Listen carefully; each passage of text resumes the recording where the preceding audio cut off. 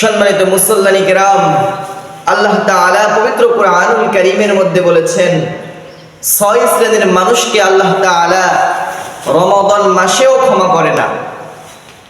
1 নম্বর শ্রেণী হলো যারা আল্লাহ তাআলার কাছে রমাদান মাসেও ক্ষমা পাবে না, তারা হলো আল্লাহ তাআলা পবিত্র কুরআনুল কারীমের মধ্যে ইরশাদ করেছেন, ওয়া কাদা রাব্বুকা আল্লা তা'বুদু ইল্লা ইয়্যাহু ওয়া বিল ওয়ালিদাইনি ইহসানা।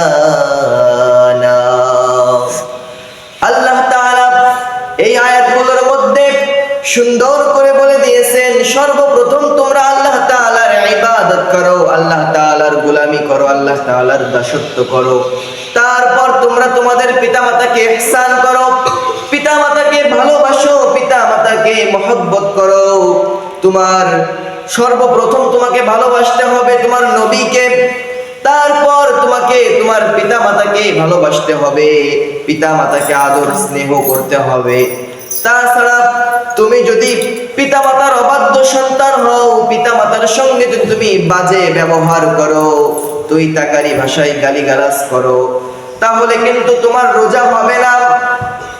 আল্লাহ রাব্বুল আলামিন যেমন করে রমাদান মাসের 30টা রোজাকে আল্লাহ তাআলা ফরজ হিসাবে ঘোষণা করে দিয়েছেন, তেমন করে 5 ওয়াক্ত নামাজকে আল্লাহ তাআলা ফরজ বলে ঘোষণা করে দিয়েছেন।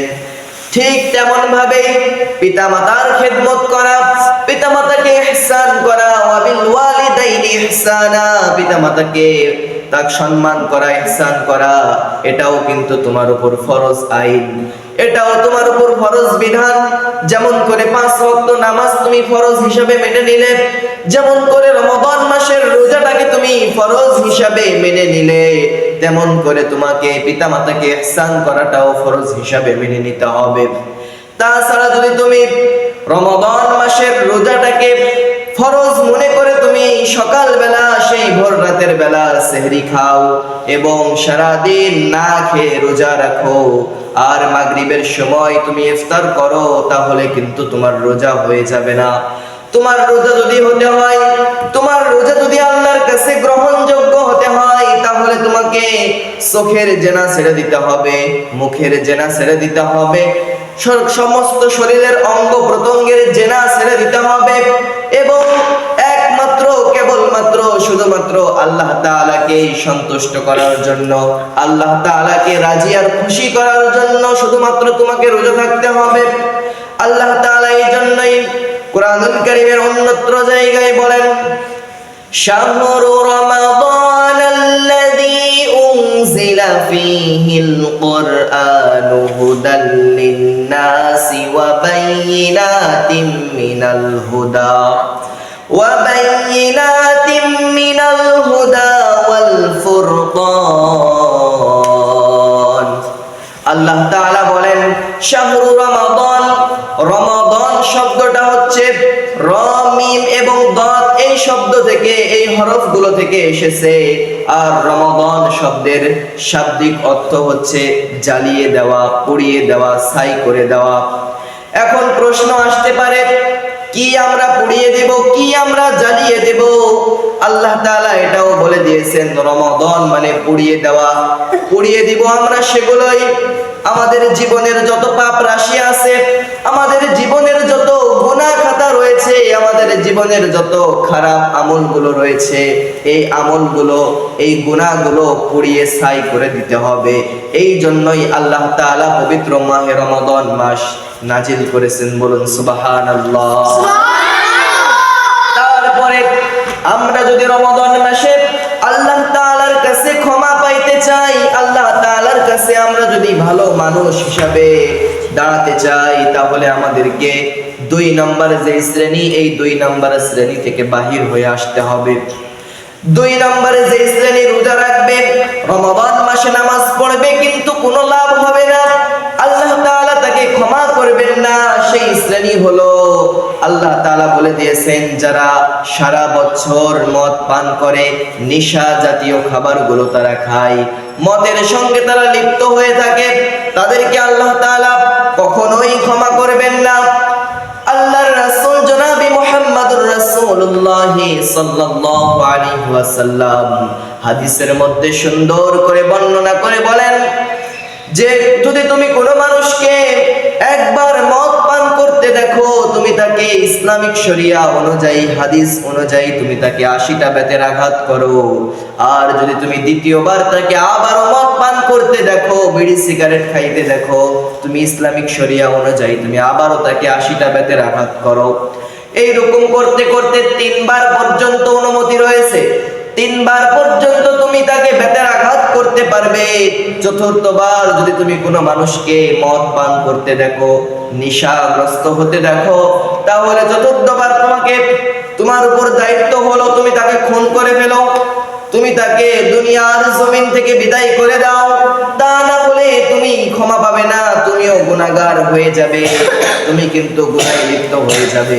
এই জন্য সম্মানিত ভাইরা আমার, আমি সকলকে অনুরোধ করে বলবো, যারা আপনারা নেশার মধ্যে লিপ্ত আছেন, আল্লাহ তাআলা আমাদের সকলকে কোরআন এবং হাদিসের সহিহ বুঝ দান করুক এবং নেশা থেকে বাহির হয়ে আসার তৌফিক দান করুক। বলুন আমিন। তারপরে এই বিষয়টার উপর আরেকটা হাদিস রয়েছে। সাইয়্যিদনা ওমর ফারুক রাদিয়াল্লাহু তাআলা আনহু অর্ধ পৃথিবীর খলিফা যিনি ছিলেন, তিনি অর্ধ পৃথিবীর প্রেসিডেন্ট ছিলেন। সাইয়্যিদনা ওমর ফারুক রাদিয়াল্লাহু তাআলা আনহু তার সন্তান একবার মদ পান করে বাড়িতে ফিরল। যখন তিনি মদ পান করে বাড়িতে ফিরেছে, তার মাথার সেন্স ছিল না, তার মাথার মধ্যে কাজ করতো না, তিনি আবল তাবল বকতেছে আর বাজে বাজে কাজ করতেছে, বাজে বাজে ভাষা মুখ দিয়ে উচ্চারণ করতেছে। এমন তো অবস্থায় সাইয়্যিদনা ওমর ফারুক রাদিয়াল্লাহু তাআলা আনহু অর্ধ পৃথিবীর খলিফা, তিনি হাদিস অনুযায়ী, ইসলামিক শরিয়া অনুযায়ী তার নিজের সন্তান বলে তাকে দয়া করলেন না, মায়া করলেন না। তার উপর 80টা বেতের আঘাত করে তাকে অর্ধেক যখন 80টা বেতের আঘাতের অর্ধেক যখন বেতের আঘাত তার শরীরের উপর প্রয়োগ করা হয়েছে, তার সন্তানের শরীরের উপর মারা হয়েছে। এমন তো অবস্থায় তার সন্তান দুনিয়া থেকে বিদায় নিয়ে চলে গেল। দুনিয়া থেকে বিদায় নেওয়ার পরে তার সন্তানকে সাইয়্যিদনা ওমর ফারুক রাদিয়াল্লাহু তাআলা আনহু নিজের হাতে দাফন করলেন, কবর দিলেন। কবর দেওয়ার পর তিনি চিন্তা করতেছে, হাদিস অনুযায়ী কাজ এখনো আমার স্বয়ং সম্পূর্ণ হয় নাই, আমি তো এখনো 80টা বেতের আঘাত আমার সন্তানের শরীরের উপর মারতে পারি নাই, তাহলে কিন্তু হাদিসের বিরোধী কাজ হয়ে যাবে। সেই জন্য সাইয়্যিদনা ওমর ফারুক রাদিয়াল্লাহু তাআলা আনহু তার ছেলের কবরের উপরও যতগুলো বেতের আঘাত বাকি ছিল, তার ছেলের কবরের উপর সেই বেতের আঘাতগুলো মেরে তিনি শেষ করলেন। বলুন সুবহানাল্লাহ। এটাই হলো ইসলামের আইন, এটাই হচ্ছে ইসলামকে মেনে চলা, এটাই হচ্ছে আল্লাহর নবী সাল্লাল্লাহু আলাইহি ওয়াসাল্লামের সুন্নাহ। এই সুন্নাহকে যদি আমি আপনি মেনে চলতে পারি, তবেই আমি আপনি আল্লাহর নবীর উম্মত হিসাবে গণ্য হয়ে যাব। আর একটা হাদিস আছে, আল্লাহর নবী জনাবে মুহাম্মদুর রাসূলুল্লাহ সাল্লাল্লাহু আলাইহি ওয়াসাল্লাম একবার মিম্বরে খুতবা দেওয়ার জন্য উঠছিলেন। প্রথম সিঁড়িতে যখন পা রাখলেন, তখন সাইয়্যিদনা জিবরাইল আলাইহিস সালাতু ওয়াস সালাম আল্লাহর হাবিবের কাছে কানে কানে এসে বলল, ইয়া রাসূলুল্লাহ, ইয়া হাবিবাল্লাহ, যারা দুনিয়াতে থাকা অবস্থায় পিতামাতাকে ইহসান করে না, পিতামাতাকে কষ্ট দেয়, পিতামাতার সঙ্গে দুর্ব্যবহার করে, তাদেরকে আমি বলছি তারা ধ্বংস হয়ে যা। কেমন তো অবস্থায় আল্লাহর রাসূল তিনি আমিন বলে সম্বোধন করলেন, আমিন বলে তার জন্য দোয়া করলেন।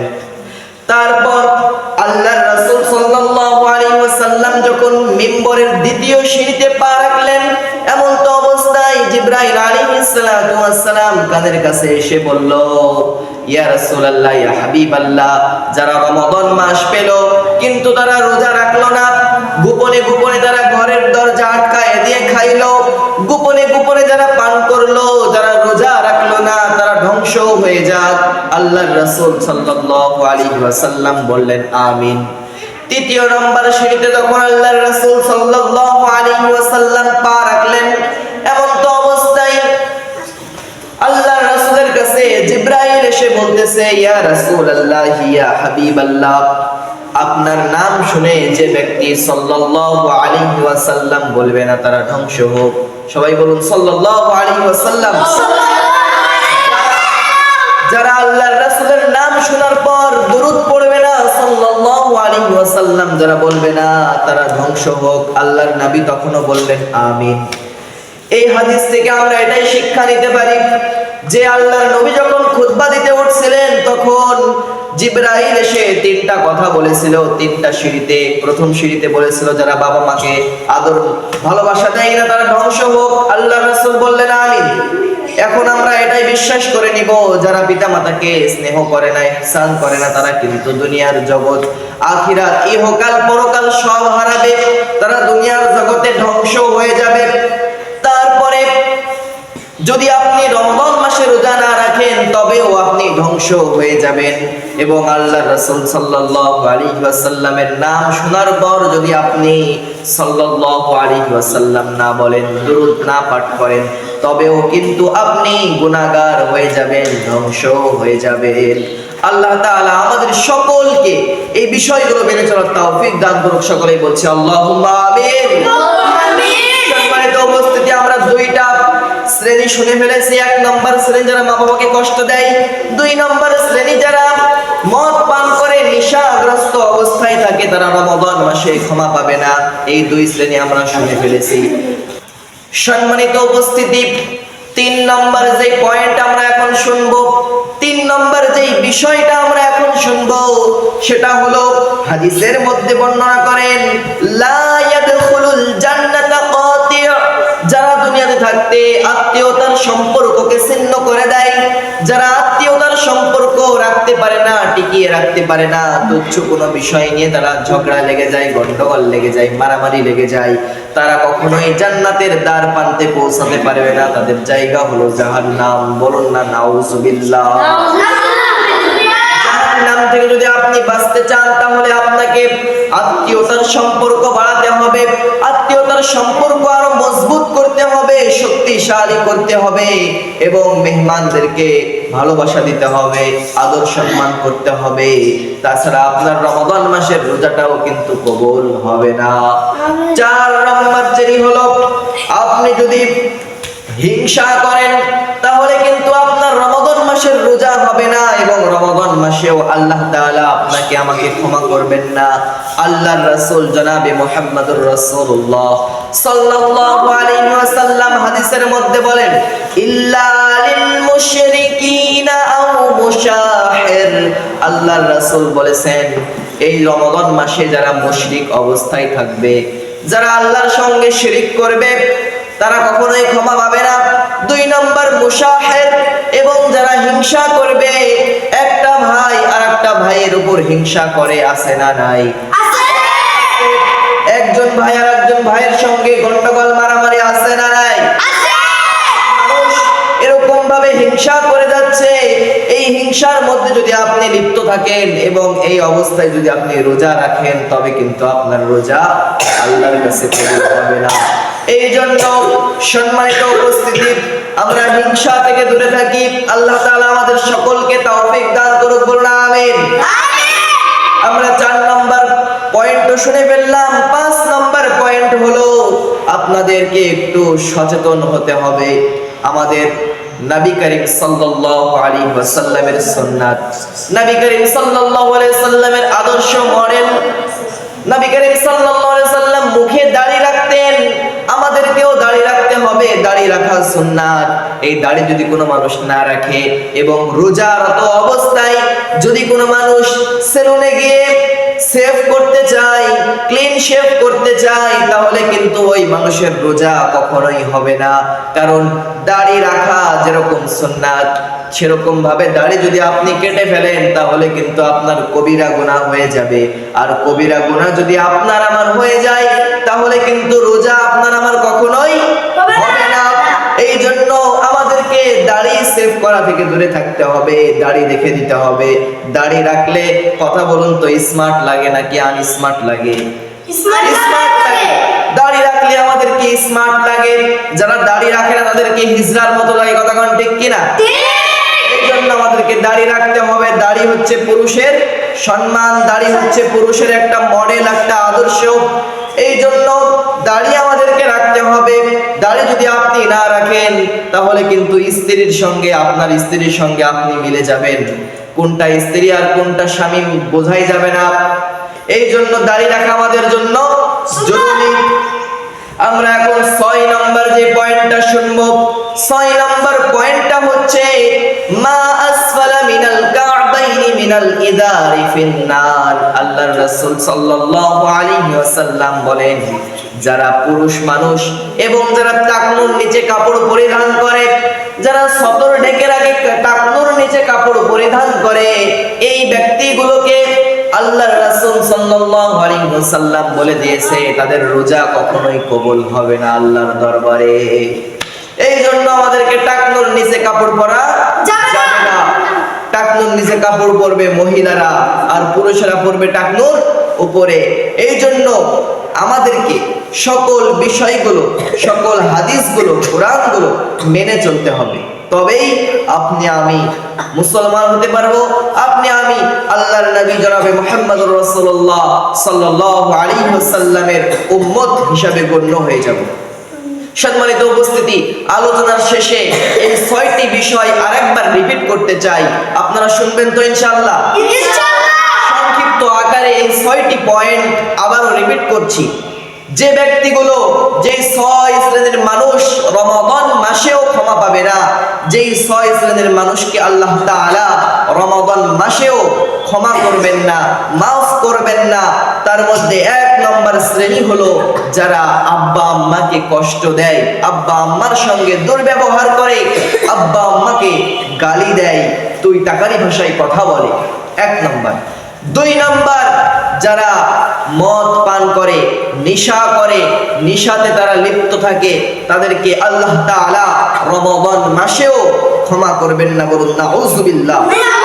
তারপর 3 নম্বরে যে শ্রেণী, তারা হচ্ছে লা ইয়াদখুলুল জান্নাতা কাতি', যারা আত্মীয়তার সম্পর্ককে ছিন্ন করে, তাদেরকে আল্লাহ তাআলা কখনোই ক্ষমা করবেন না, বলুন নাউযুবিল্লাহ।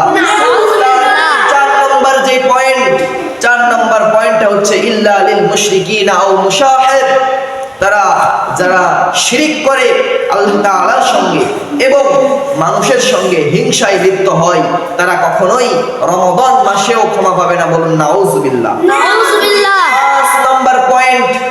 5 নম্বর পয়েন্টটা হচ্ছে আমাদেরকে দাড়ি রাখতে হবে। দাড়ি সেভ করলে আপনার আমার রোজা হবে না এবং রমাদান মাসেও আপনি আমি ক্ষমা পাবো না। আল্লাহ তাআলা আমাদেরকে সহি বুঝ দান করুন, বলুন আমিন। আমিন। 6 নম্বর যে বিষয়, 6 নম্বর যে পয়েন্ট, 6 নম্বর যে টপিক, সেটা হচ্ছে টাকনুর নিচে যদি কোনো পুরুষ কাপড় পরিধান করে, ওই ব্যক্তি আল্লাহ তাআলার কাছে ক্ষমা পাবে না এবং তার রোজাও আল্লাহ তাআলার দরবারে কবুল আর মঞ্জুর হবে না। আল্লাহ তাআলা আমাদের সকলকে যে বিষয়ে আমি আপনি আলোচনা শুনলাম, আমাকে আপনাকে সবাইকে যেন আল্লাহ তাআলা আমল করার তৌফিক দান করে। সকলে বলছি আমিন।